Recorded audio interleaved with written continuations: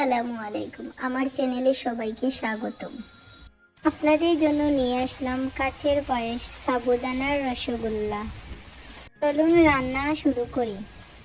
আমার রান্নাটি ভালো লাগলে সবাই লাইক, শেয়ার, কমেন্ট করতে ভুলবেন না। সাবস্ক্রাইব করে পাশে থাকুন। ধন্যবাদ। একটি বাটিতে 250 গ্রাম সাবুদানা অল্প পরিমাণ পানি দিয়ে ভিজিয়ে রেখে দিব 2 থেকে 3 ঘন্টা। 2 ঘন্টা রেস্টে রাখার পর সাবুদানাগুলো একবারে নরম হয়ে গেলে টিস্পুন লবণ দিয়ে 3 চামচ চিনি দিয়ে ভালোভাবে মাখিয়ে নিব। একবারে মিহি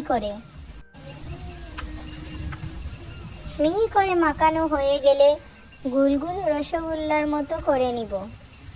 একে একে সবগুলো গুলগুল রসগোল্লার মতো করে নিব।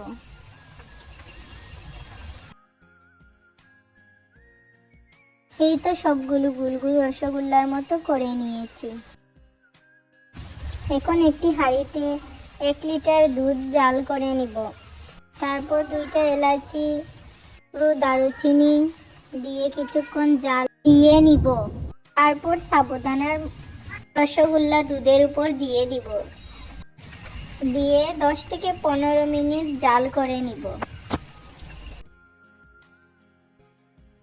কিছুক্ষণ জাল করে নেওয়ার পর 2 টেবিল চামচ চিনি দিব আর 2 টেবিল চামচ গুঁড়া দুধ দিয়ে আরো কিছুক্ষণ জাল করে নামিয়ে নিব।